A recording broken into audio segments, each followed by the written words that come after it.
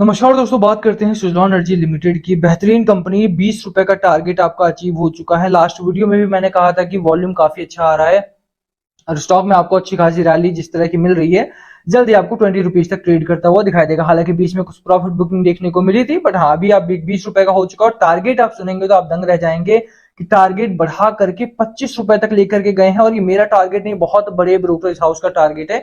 बात करेंगे कौन कौन कह रहा है कि 25 रुपए तक पहुंचेगा और कौन इससे भी आगे का टारगेट दे रहा है। हाँ जी हाँ, बिल्कुल 25 रुपीज से आगे का भी टारगेट आपके लिए आया है। 25 रुपए से बड़ा भी टारगेट स्टॉक में है। जिस तरह से स्टॉक में रैली है, वॉल्यूम है और खबर बहुत इंपॉर्टेंट हो जाती है। यहाँ पे खबर, एक बहुत बड़े इन्वेस्टर एफपीआई ने जहां पर शेयर होल्डिंग बढ़ाई, वहीं पर इन्वेस्टर जो डीआईआई है उन्होंने भी अपनी शेयर होल्डिंग बढ़ा दी है।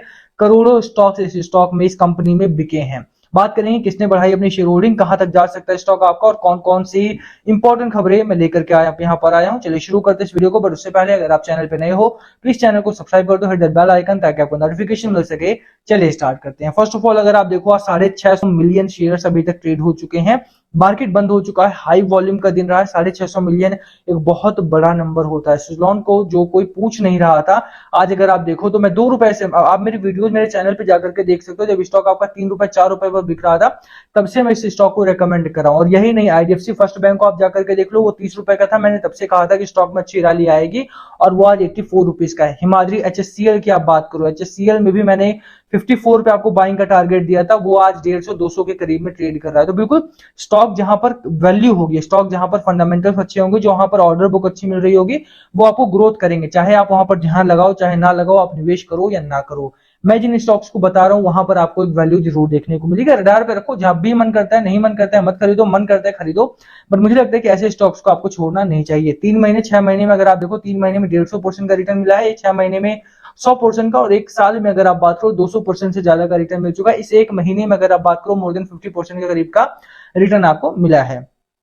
बात क्या है, कहां पर आपको यहां पर देखने की जरूरत है। एफआईआई एफपीआई की बात की जाए, एफआईआई एफपीआई की बात करें तो जून क्वार्टर में, स्पेसिफिकली जून क्वार्टर में अगर आप देखो तो उन्होंने अपनी शेयर होल्डिंग को बढ़ा दिया। यूजुअली क्या होता है, छोटी कंपनी में बहुत ज्यादा वोलेटिलिटी दिखाई देती है, लगातार 2 से 3 क्वार्टर में आपको शेयर होल्डिंग बढ़ते हुए दिखाई नहीं देती। बट यहाँ पर अगर आप बात करो तो एफआईआई एफपीआई ने लास्ट क्वार्टर में अपनी शेयर होल्डिंग को बढ़ाया था और इस क्वार्टर में भी उन्होंने अपनी शेयर होल्डिंग को बढ़ाया। और यही नहीं, म्यूचुअल फंड की आप बात करो, म्यूचुअल फंड यूजुअली जो स्टेबल कंपनी होती है, जो ऐसी कंपनी होती है जो लगातार ग्रोथ पर है, जहां पर आपको गिरावट के चांस कम दिखते हैं, उनमें आपको म्यूचुअल फंड निवेश करते हुए दिखाई देंगे। और वो एक कंपनी इस समय सुज़लॉन भी बन गई है। यहाँ पर अगर देखोगे तो बहुत छोटे बार दिखाई देते हैं जब म्यूचुअल फंड ने निवेश किया हुआ था।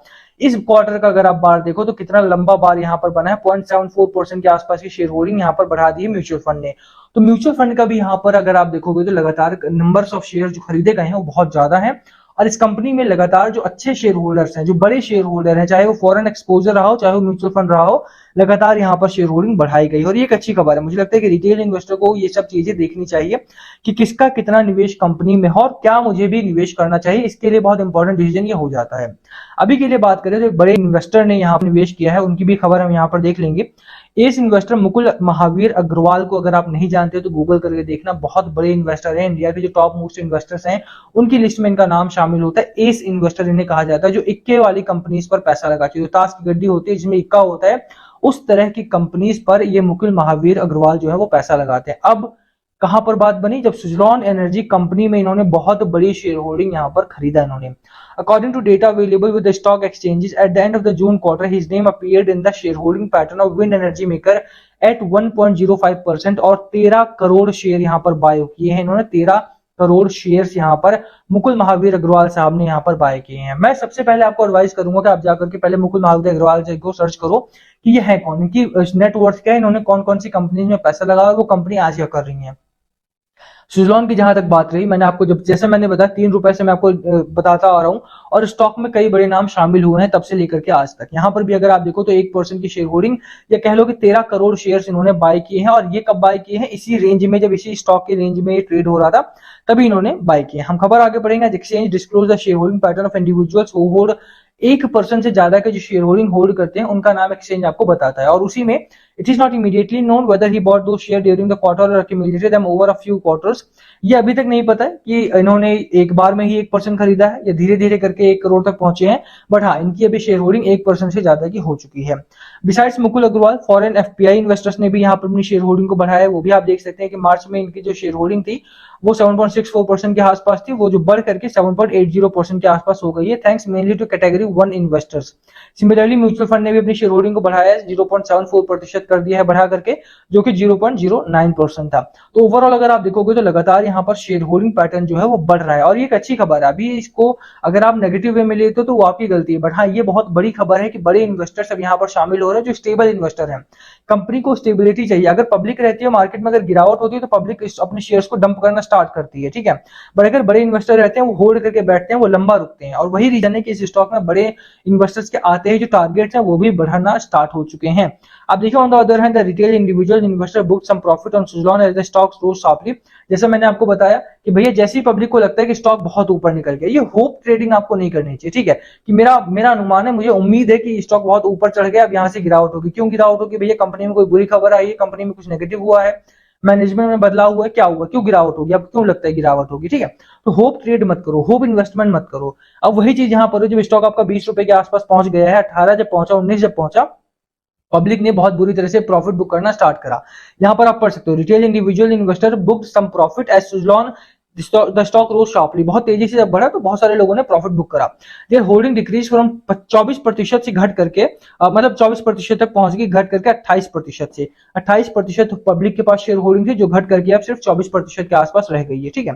तो रीजन वही होता है कि जब भी हम बात करते हैं कि रिटेल इन्वेस्टर पैसा क्यों नहीं कमा पाता, क्यों नहीं कमा पाएगा भैया? जैसे उसका 10% बढ़ा, जैसे उसका 50% बढ़ा, वो लोग प्रॉफिट बुक करना स्टार्ट कर देंगे कि अभी ठीक है, बहुत बढ़ गया, अब गिरावट हो जाएगी, यहाँ से जल्दी से पैसा निकाल लो। आपको टिक के बैठना पड़ेगा। अगर आपको पैसा लगाना है, पैसा बनाना है स्टॉक मार्केट में, तो आपको टिक करके बैठना पड़ेगा। चाहे वो इंट्राडे आप कर रहे हो, चाहे आप इन्वेस्टमेंट करो, चाहे वो स्विंग ट्रेड कर रहे हो, जहां तक आपका टारगेट है, जो भी आपका टारगेट है, वहां तक आपको टिक करके बैठना पड़ेगा। अगर आपको लग रहा है कि स्टॉक आपका इस तरह से रैली कर रहा है, यार इतनी अच्छी रैली, अगर आपको स्ट्रेट लाइन की रैली मिल रही है, वन गो में आपका स्टॉक जा रहा है, तो इसमें मुझे कोई प्रॉब्लम नहीं दिखाई देती है, ठीक है। जो बीच के रेड कैंडल्स बने हैं, ये जो रेंज बन गया था, तभी मैंने आपको कहा था कि रेंज ब्रेकआउट होने दो तब खरीदारी करना। रेंज ब्रेकआउट होते ही आप देखो कितना बढ़िया यहाँ पर टारगेट आपको मिला है, ठीक है। तो इसी टारगेट की मैं यहाँ पर बात करता हूँ। ऐसे ही टारगेट्स में आपको खरीदारी करनी चाहिए, और ऐसे ही टारगेट्स को लेकर के आपको आगे बढ़ना चाहिए। 20 रुपए का टारगेट हो चुका है आपका, 20 रुपए का यहाँ पर स्टॉक ने अचीव कर लिया है।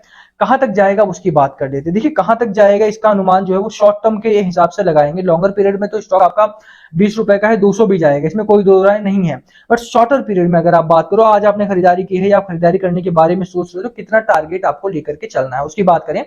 तो जो टारगेट्स यहाँ पर आ रहे हैं, मैं आपको वो दिखा देता हूँ कि momentum still further ahead with support now maintain at 1850 का यहाँ पर सपोर्ट लेकर के चलना है। One can anticipate for further target. पहला टारगेट 22 रुपए का है, दूसरा टारगेट 25 रुपए का, ठीक है। 25 रुपए का टारगेट यहाँ पर आ चुका है। बेसिकली अगर आप देखो तो कंपनी जिस तरह से ग्रो करेगी, कंपनी की ऑर्डर बुक जिस तरह से ग्रो करेगी, उसी तरह से आपका मैनेजमेंट में सुधार होगा और उसी तरह से profitability सुधरेगी।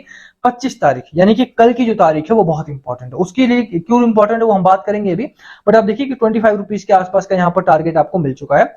A R Ramachandran from tips to trades में उन्होंने बोला कि बुलिश है बट ऑल्सो ओवरबॉट हो चुका है, तो थोड़ा सा आपको यहाँ पर ध्यान देना है। रेजिस्टेंस है 20.95 के आसपास का। Daily close below support rupees 18.18 मतलब 18 रुपए से नीचे का अगर क्लोज आता है तो यहाँ पर गिरावट के चांसेस बनेंगे।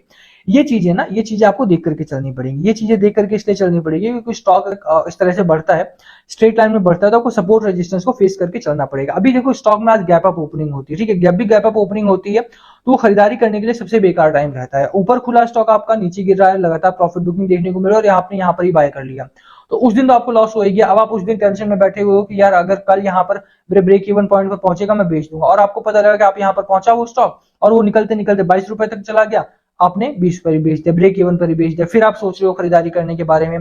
तो बेहतर यही है कि अगर आपने खरीदारी कर रखी है तो होल्ड करो। नई फ्रेश बाइंग करने जा रहे हो तो थोड़ा सा आपको यहाँ पर लॉन्गर टाइम पीरियड का व्यू लेकर के चलना पड़ेगा। ये जो लाइन आपको दिख रही है स्ट्रेट लाइन में है, बहुत अच्छी लाइन है। पिवट की अगर आप बात करो तो यहाँ पर है 22 रुपए का टारगेट लेकर के आपको बिल्कुल यहाँ पे खरीदारी करने के बारे में सोचना चाहिए। स्टॉक जिस तरह से बना हुआ है, स्टॉक का मोमेंटम जिस तरह से बना हुआ सेट है, स्टॉक आपका मैकडी आपका स्ट्रांगली बुल रन में है।